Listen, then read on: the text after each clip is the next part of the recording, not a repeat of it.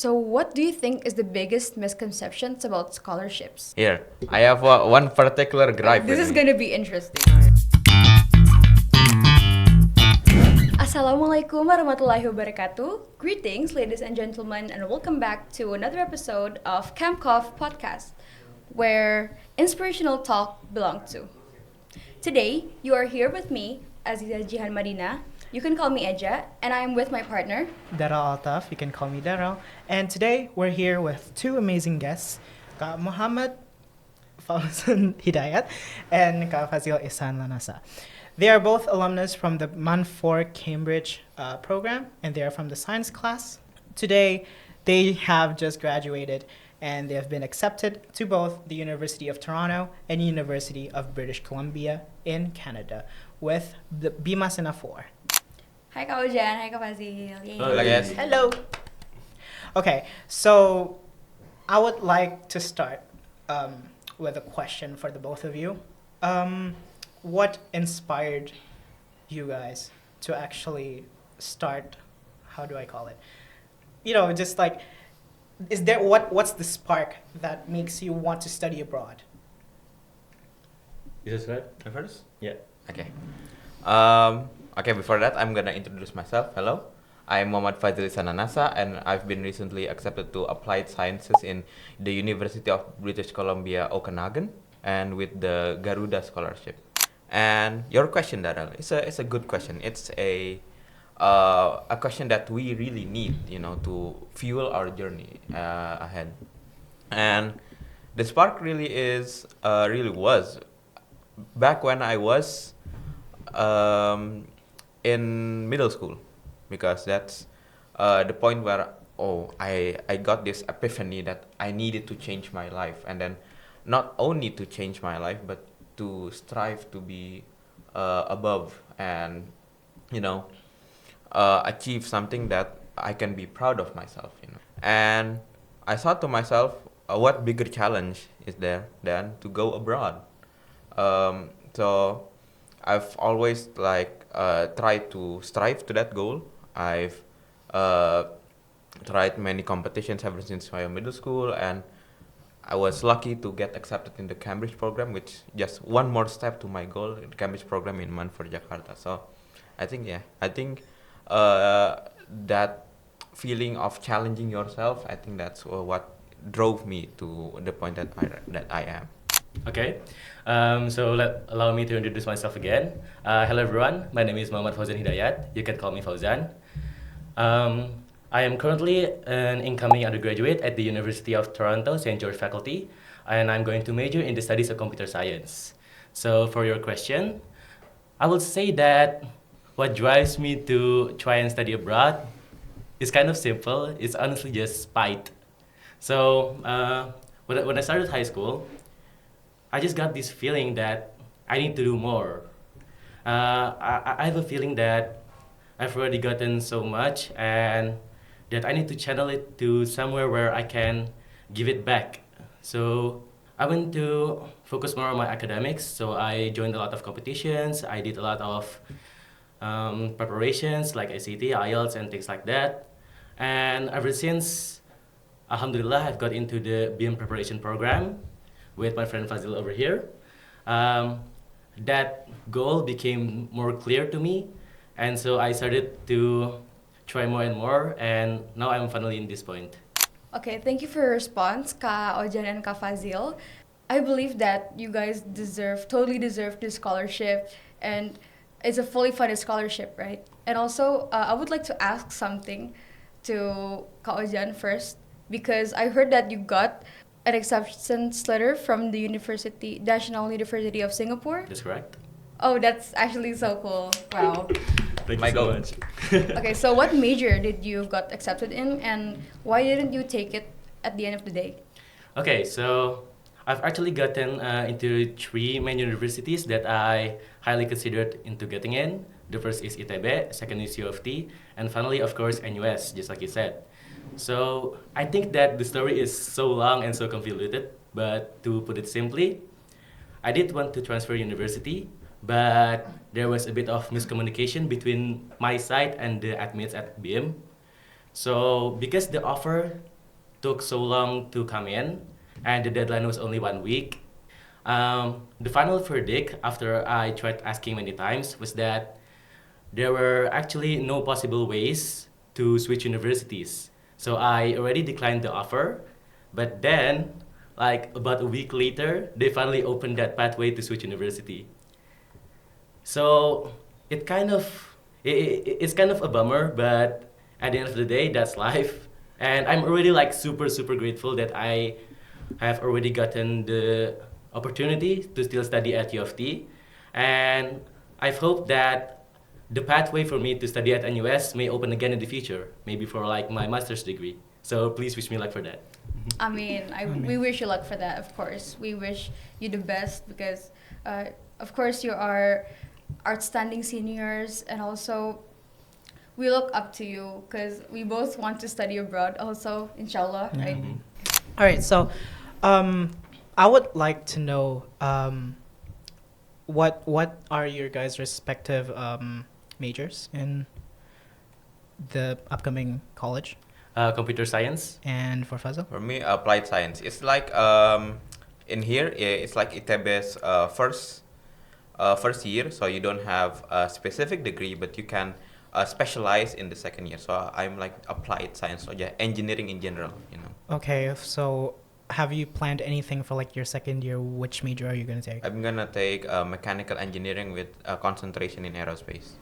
That's interesting. So I would like to ask a follow-up question. So why did you guys pick that major? Is there like something that inspired you, or like it's your dream, it's your absolute dream to pick that major?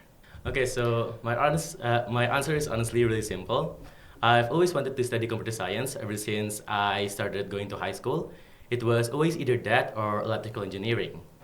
And I ended up choosing U of T because their computer science majors is considered among one of the best in the world. And they're also particularly really strong in subjects such as AI and software engineering, both of which I want to get into in the future. I mean, for me, I'm a plain guy. So I like mechanics and I like physics. And the best way is that I go to maybe aerospace engineering. But after I analyze the job market here in Indonesia and like the whole job market in general, I think it's more beneficial if I went into mechanical engineering with concentration in aerospace, so I still get a degree in mechanical engineering because it will open a lot of more pathways compared to aerospace engineering. Although my dream was aerospace engineering, but reality set in as well. And so yeah, I think mechanical engineering is still in line with my dream because I like physics, I like mechanics, I like anything that pertain to that. So it's still a matter of my dreams. Well, I mean, technically, like you're still gonna be taking aerospace anyways, and like mechanical engineering, right? Yeah, I mean, to the audience, you don't need to be an aerospace. You don't need to study aerospace engineering to be an aerospace engineer. A lot of aerospace engineers also come from mechanical and electrical. So, yeah, look out for that. When are you guys gonna depart to Canada? And also, wait, you guys are going to Canada, right? Yeah. Okay. So when are you guys gonna go there? I'm going at August 22nd. So I've only got like about 3 weeks more in here. Oh, that's a short time. What about you, Kat? I'm just 2 days after him. So I'm gonna go at the 24th. Oh. That's very nice. So are the plane tickets also covered by the scholarship? Yes, it is. So there are two systems. You can either buy the plane ticket first and then reimburse it to them, or you can go to an agent. So they provide like a form that you can fill out. Like, did you apply to any other majors, like in other universities that you got accepted to? So I've got like two pathways. So for the international universities, I tried all applied to computer science, but for the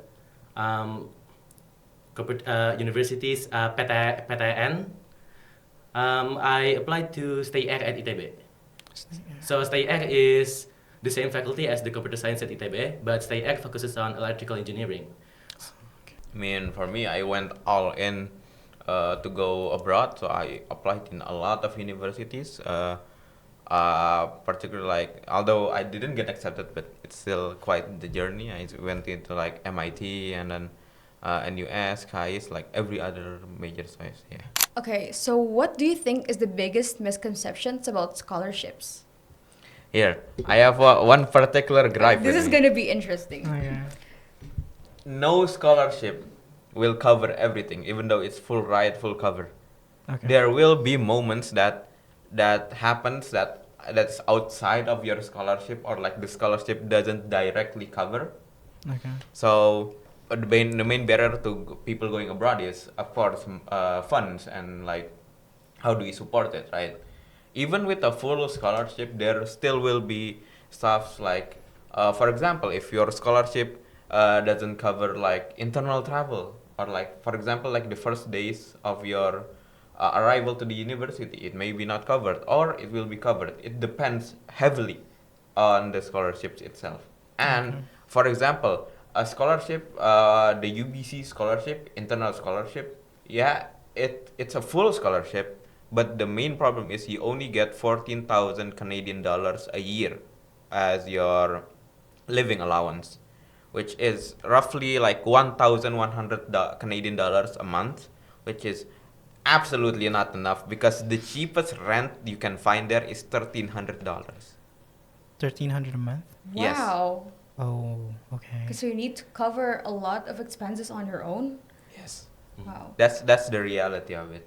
How about Garuda? Like, did they? How much did they cover? Thankfully, Garuda itself covers most of our needs, and the living allowance is very sufficient for living there and studying there. Are you allowed to work part-time jobs in your scholarships, like in BIM and Garuda? Because you No. got different. Oh no. No. No, BIM and Garuda doesn't allow any type of formal work. For example, if you want to like apply as like a cashier, or like as a barista as a side job, you can't do that.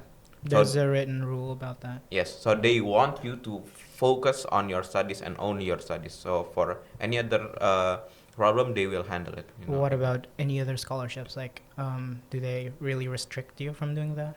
As far as I know, I have a personal friend that went into the UBC scholarship, and she's still allowed to work. And maybe she really need to work because of Yeah, that. true. The one you said, like 13,000 Canadian dollars. is the- 1,300. 1,300 is the minimum rent, right?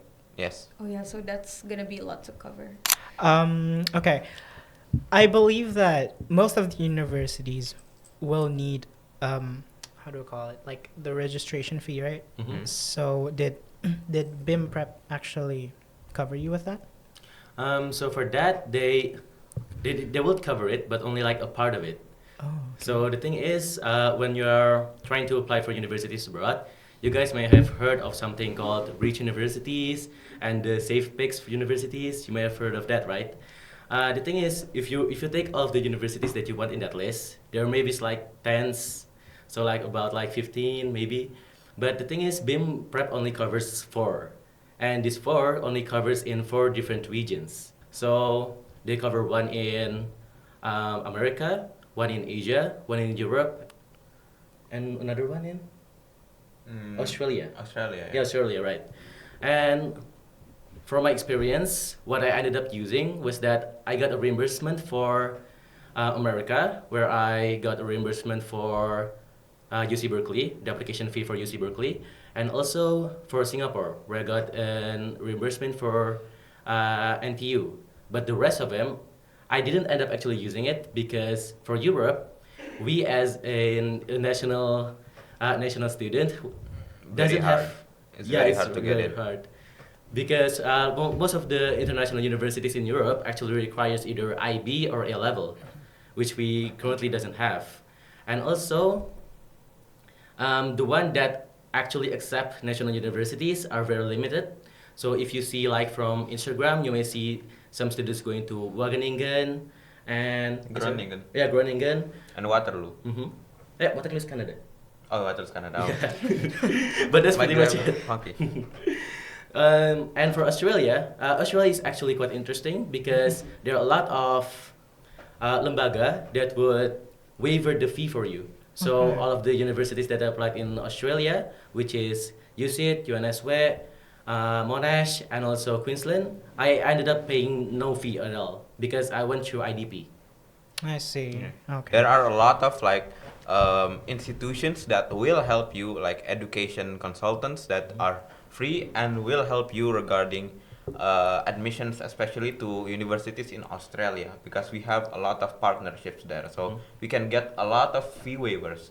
And also for those people or for you that want to apply to Common App or like the application in the US, there is a fee waiver that you can put called the Common App fee waiver in the application of your study.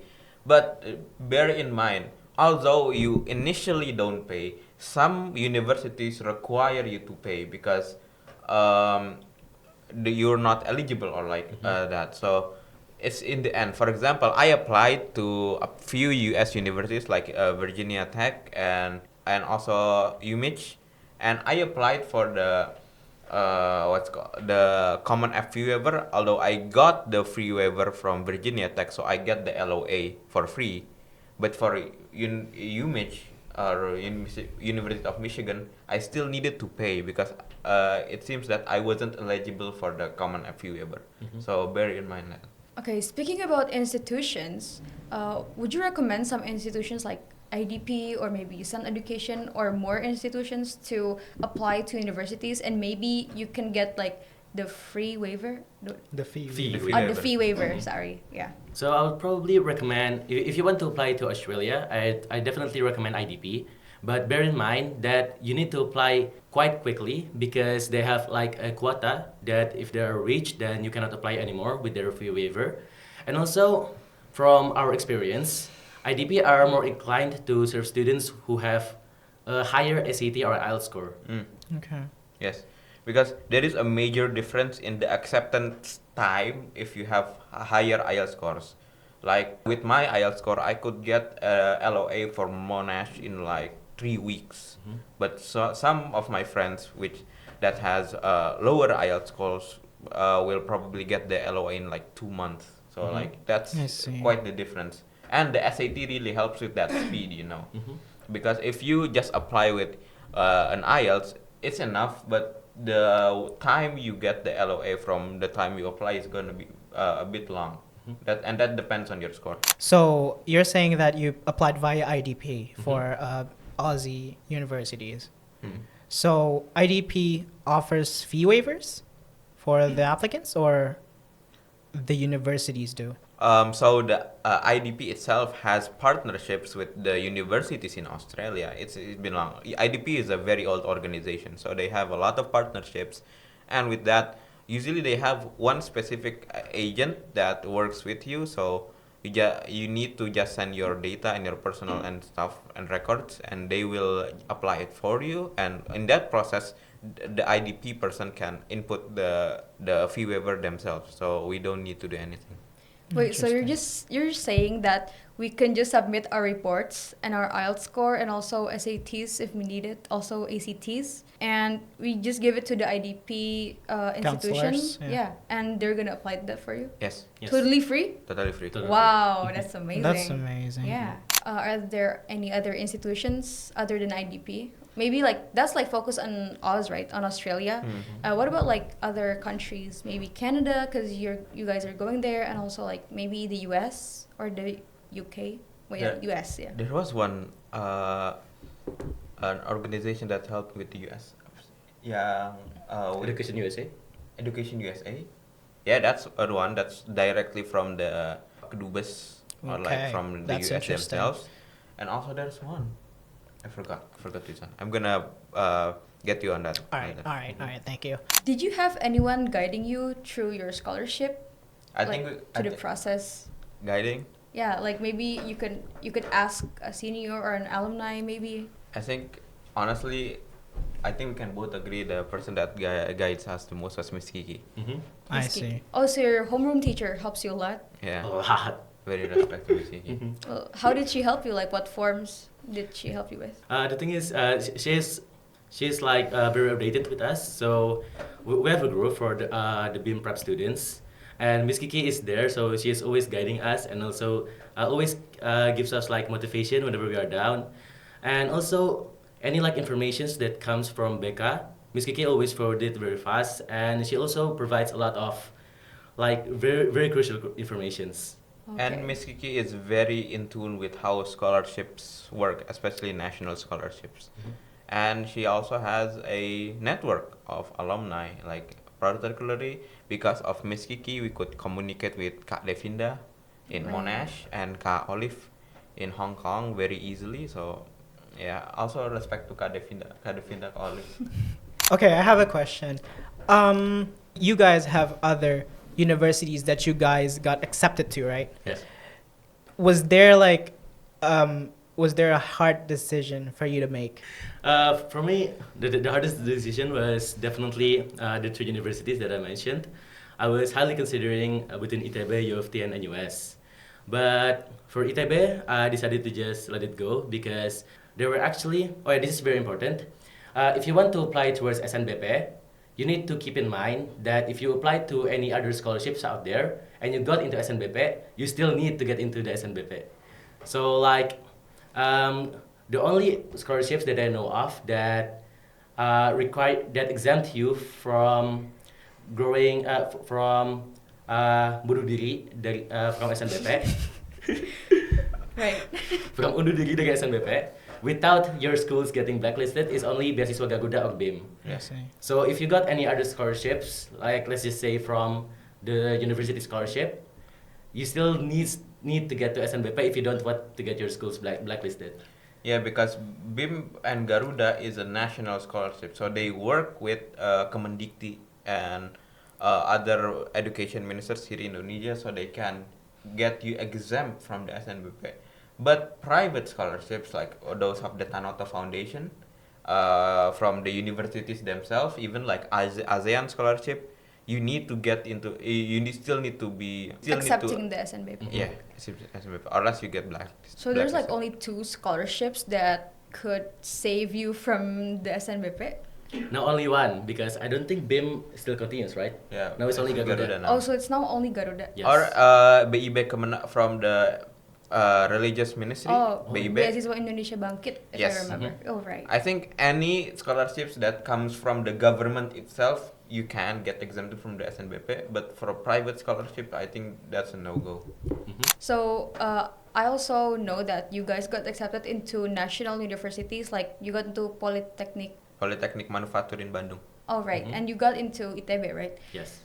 So did you choose those universities as your safe option? And I'm sure that you already got your LOAs, right? Yes. Yes. So why did you apply anyway to those patents?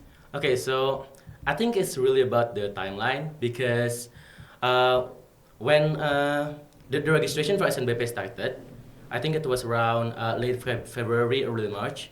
The final statement from the beasiswa, from the scholarship, isn't really like stated whether we can get our scholarships or not. So I think because there's like that ambiguity, along with the fact that they also have released a letter that confirms that we can register towards SNBP and the schools will not get blacklisted. So I think because of that letter and because of that statement, a lot of us BIM preparation students that are still eligible for SNBP ended up still applying. I add a little bit. For me, I didn't apply to SNBP because of the fear of like getting blacklisted, even though Ojan still applied. I actually did the SNBT test or the UTBK test. Okay. I even went to less in Ganesha operation, so I still prepared for SNBT, even though I know like I've already gotten a lot of universities, but still the BIM and the Garuda isn't really clear, and the acceptance dates are very far. So it's a funny thing. It's actually a funny thing. My SNBT test date in UI was a day after the Beasiswa Garuda announcement. So yeah. You got the scholarship first, and then you just did the test. Yes. How did you For the feel love of the about that? game. How did you feel about that? I just felt super chill. I just like done. You didn't even think. I didn't even. But think. you got into a university, right? Yeah, I got The into- Politeknik Manufaktur That's Bandung. crazy. Yeah, Oh wow. I did it for the love of the game. I think God loves you. Okay, I would like to ask something. How was your journey? So I believe that when you guys applied to universities, like you were going through Cambridge exams and drilling and stuff like that, right? Mhm. How did you cope with it? Like, do you have any tips on like going through the Cambridge exam and stuff like that? Because we're about to go. I mean, especially TKA, we have TKA as Oh, yeah. well. No. I think that's a different thing. I don't think they can give any advice because they're not. I mean, technically, it's just gonna make our schedule busier. I Yeah. know. Technically, Yeah. like, do you guys have any tips on that? Like, how do you still balance your life with applying to universities and studying for the Cambridge exam? Wait, and stuff also, like do that? you guys follow bimbels or courses? Like maybe Intan or GO or Gurung Guru BA? Well, firstly, on your first question, I wouldn't consider my life balanced, especially in those times. Okay. Okay. And one thing that I can give you is that don't lose hope, even though it seems really, really bleak. At Superman sometimes. reference. Yeah. Always have hope. And there was this point in time, I think it was in September, where it was pure bleak. Like there was no information on anything. There was no guarantees or anything, even though all of the BIM people already spent almost a year prepping for international or going abroad, and there was still no guarantees at that time for us to go abroad. So yeah, it was quite bleak, but I always had hope, and I always did everything that I can to still manage to go abroad. Mhm. I've always encouraged also my friends like Ojan, and especially the BIM in Manfor, Erga, Dodo, Jenal. I've always like there's still hope, Mhm. It's not all lost. What about you? So for me, the main advice that I can give to you guys is that from now you need to really sort out your priorities. Okay. Because the thing is, at the end of the day, your mental health is still very important. So please just don't overwork yourself and don't stress out yourself, because if you ended up going sick, that will just make everything go worse. True, true. Okay. So what I can give to you is that from now, you got Cambridge exams, TKA, and also the university applications, right? True. I think you just need to focus more on the ones that you actually want to do. So if you want to go international, you should just go straight into working on your essays and also working on a couple of social projects and things like that. But if you still want to have a good score in Cambridge, or you still want to get into SNBP, then you should focus on that first and then work on the university applications later. And I do think that this is a time where a sense of community is very much needed. So don't go through this journey alone. You definitely need to have a couple of friends that you can talk to, that can motivate you and things like that. And finally, for your questions, the Bimble, I ended up not taking any other courses except for the ones that is provided by the BIM preparation. So they provided us free SAT courses and IELTS courses. So you mentioned about the Cambridge exams and everything. Talking about that, what was your favorite subjects? Ooh, physics. My Of God. course, Physics. you're going to pursue engineering, course. so of course you're taking physics. Props to Miss Ulfa. What about you, Kat? Mathematics, of course. Oh, I cannot okay. relate. Guys, I'm the only social student here. That's crazy. I mean, I don't really like mathematics also. It's very bleak. Why would you like that, Jan? I know. I mean, right? it's like the only subject where the questions are always about the same things, and it's not sometimes goofy like the last questions in our physics paper too. Yeah. Mathematics have a lot less than that. I hate when they add the alphabet to math, man. Yeah, that's so Maths true. was fun until they added the alphabets. The Greek alphabet especially. I mean, technically, it's gonna be fun when you understand, but oh gosh, I feel like dying if I can't understand a single thing. It's just torture, Okay, I would like to ask, because we're talking about Cambridge. Do you have a moment like where you really, really, really remember about your Cambridge life? Is there anything that you still remember, that you still reminisce about? This is emotional. Wait. I guess like if I look at your classes, your classmates, like I think they're very supportive and they're very Yeah. solid. You know, Yes. it's fun looking at. I'm jealous. Our class is honestly like so amazing and so talented, and also like each of the students in our class have like their own talents and their interests, and so it's ended up like a situation where each and every like class assignments, there's always like a person that specializes in that. Oh, okay. But if I have to say one moment, I think it's like less about the Cambridge, but more about the whole experience. Yeah. What I remember the most is when me and Fazil, one of our first competitions, MyCast 2023. Yeah. There was like an evening where there was like a class assignment or something. So we were like together, and then Fazil comes up to me and is like, "Zan, we got you to the finalists," and it was like so.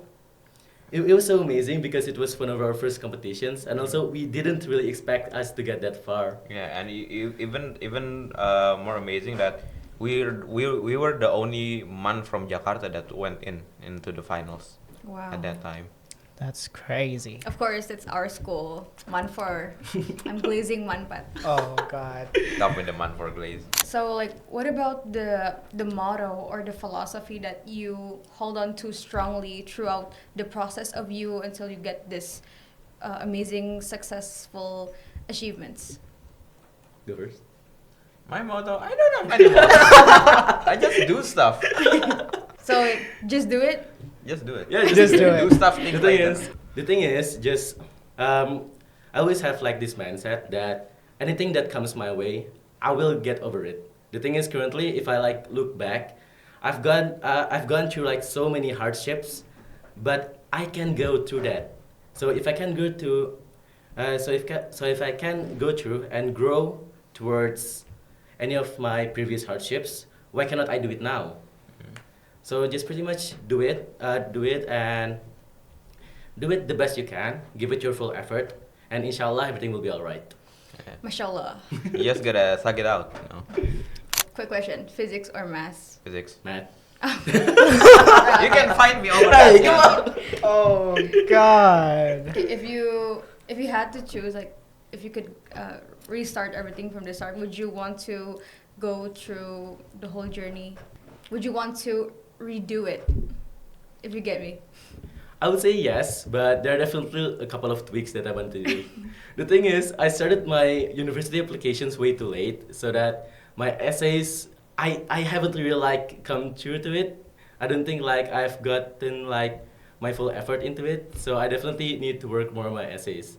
But other than that, honestly, it has been an amazing journey, and I am grateful for all of it. So if I have to redo it again, I will. Yeah, same here. It's too goofy to me, you know. Okay, which do you prefer, SAT or IELTS? IELTS is actually fun. Wait. Despite the public perception of IELTS is really fun, by the way, to learn, especially with the British Council people that was provided by BIM. It was very fun. Okay, wait. Okay. What score did you get? Okay, so for IELTS, I got. We got about 8. Yeah, we both got an 8 What? overall band for IELTS. That is crazy. Okay, I hope you can get like something higher. I don't want to be. Amen. Get 9. We wanna be aim cooler. 9. Aim 9. Aim 9. Yeah, we're gonna get 9. Like the missile. Aim 9. Yeah, and 9. Absolutely. Okay. Would you say that your friends help you more or your teachers? Ooh. That's a tough question. This is If you don't choose controversial. me, Jan, I'm leaving. If you don't choose me, I'm leaving. Okay, so because these guys over here, I would say that my friends, because the thing is, I would say that my point where I am at now is pretty much like a what do you call it? A butterfly? Effect? Yeah, butterfly Perfect, effect. yeah. Because I don't think that all of this would have happened if Fazil haven't invited me to work on his research project. Yeah.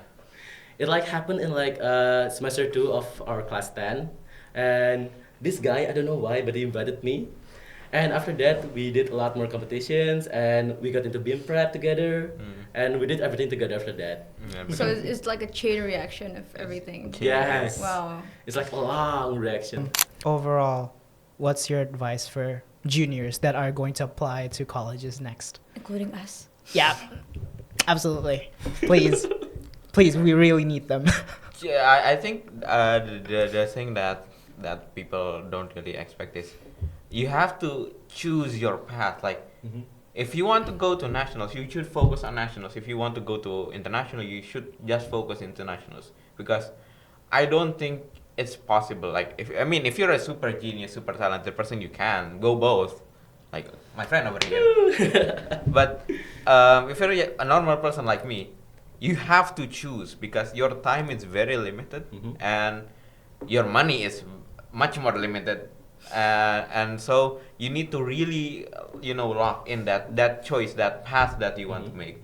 And I think given the circumstances and given that we are from a national based curriculum, so we need to really bump up our grades and other qualifications. That path really ultimately narrows, because once you get to a certain point, there's no going back.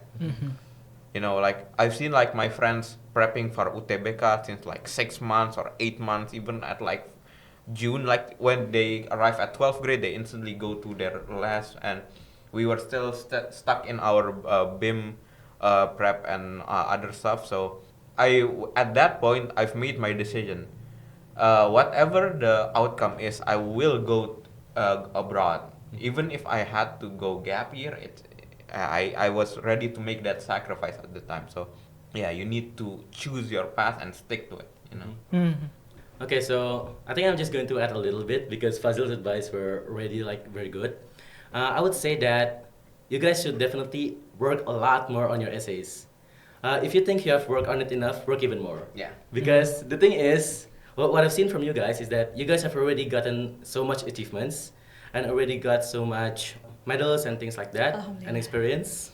But if you cannot put that experiences into words that the university will accept, Yes. then it's all for nothing.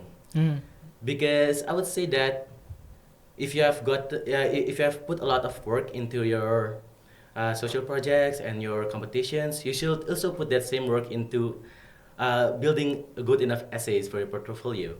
And also, you should always keep like a good mentor or alumni.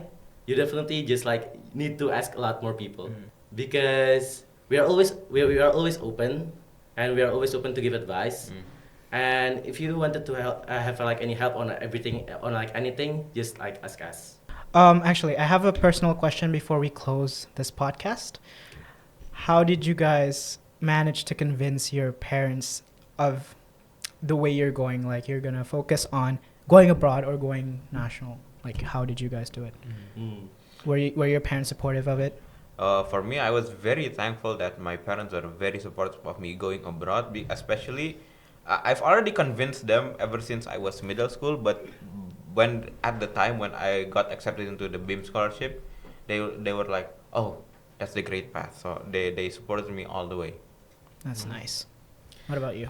Yeah, my parents were also like Fazil's. They were always like supportive of me, and it definitely helps, because they're like because like you need a lot of help from your parents. The thing is, the pathways to international universities are not cheap at all. Like there are a lot of fees and a lot of things like that, and for that you of course need your parents' trust. But if you already got that, alhamdulillah, then inshallah everything will be alright. Thank you so much for the insightful and meaningful podcast, and I'm glad that you guys are here and you're willing to do a conversation with us, and also thank you for coming here. Yeah. I'm really grateful as well. Okay, so maybe we could see you in another ChemCoff podcast. Absolutely. Absolutely. Thank you, Kak Fazil and Kak Ojan. I'm Eja. And I'm Daryl. See you guys in the next ChemCoff podcast. Wassalamualaikum warahmatullahi wabarakatuh. Dadah guys. Thank you, everyone.